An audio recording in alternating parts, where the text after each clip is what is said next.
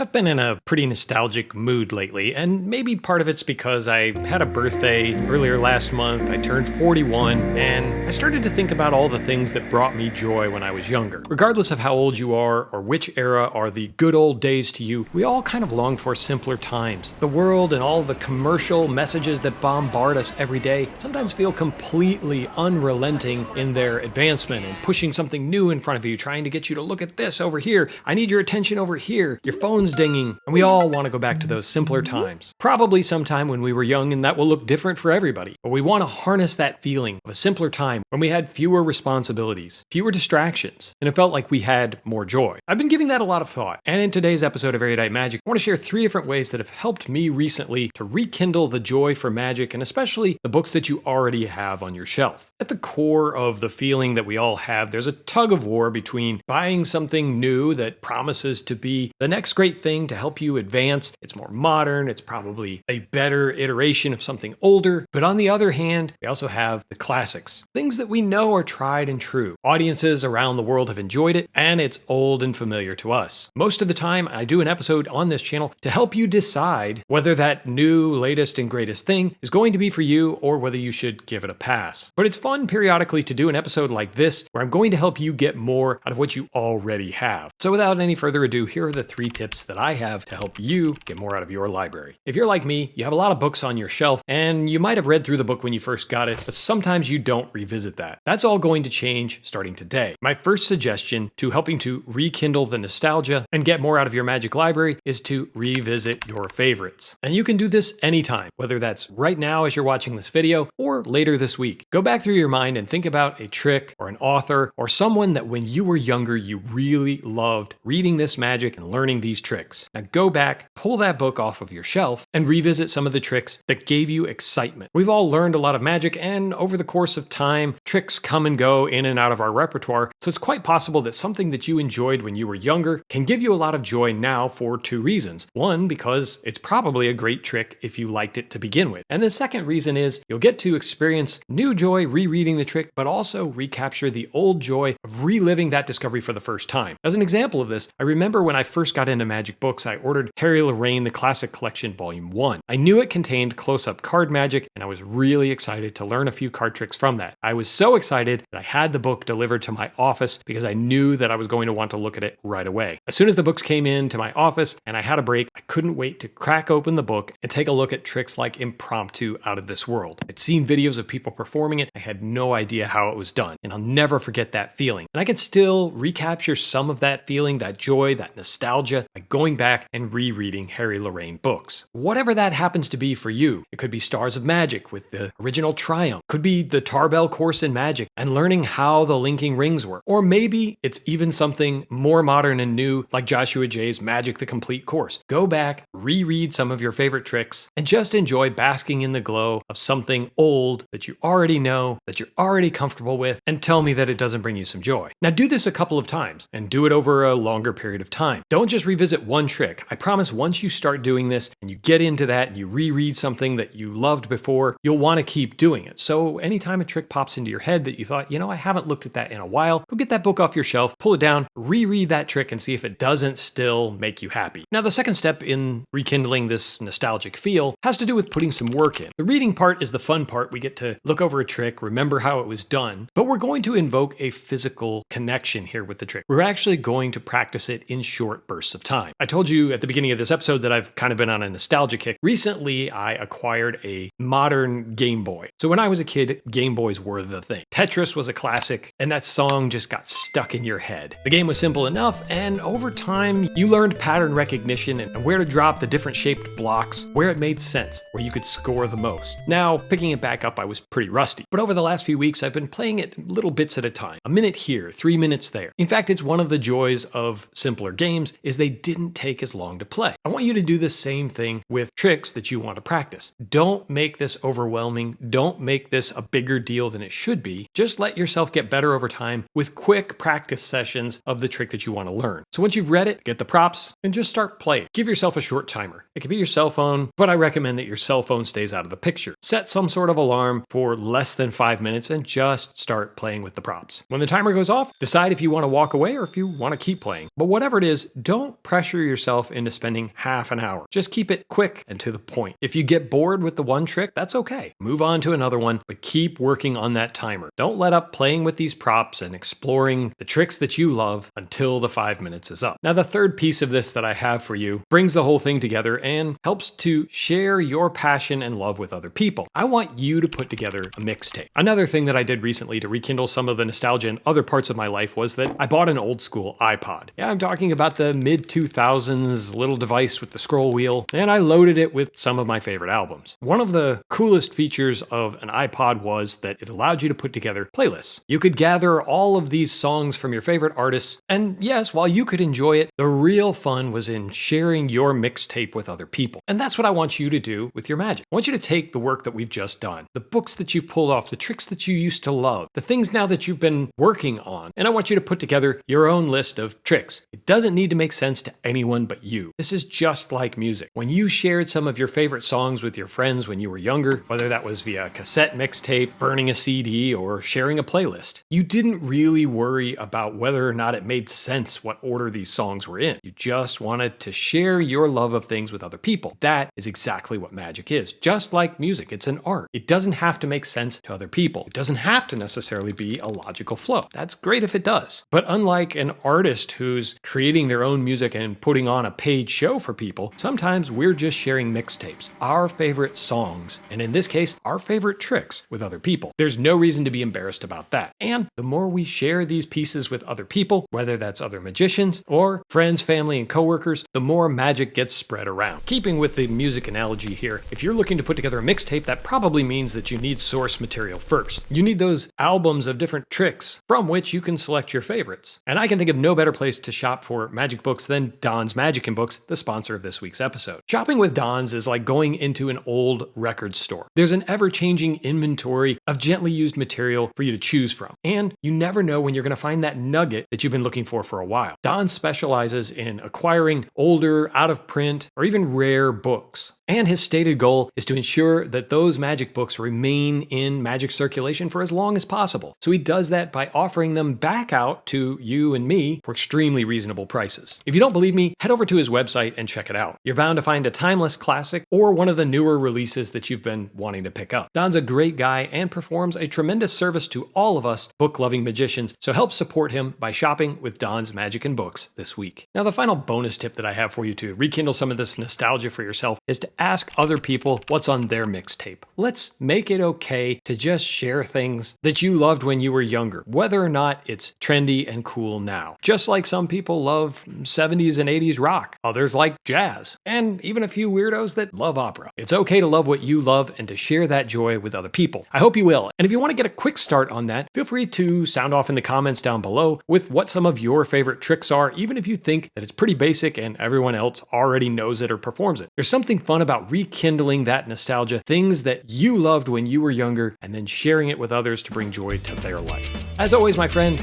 I truly appreciate you watching. And until next time, keep reading.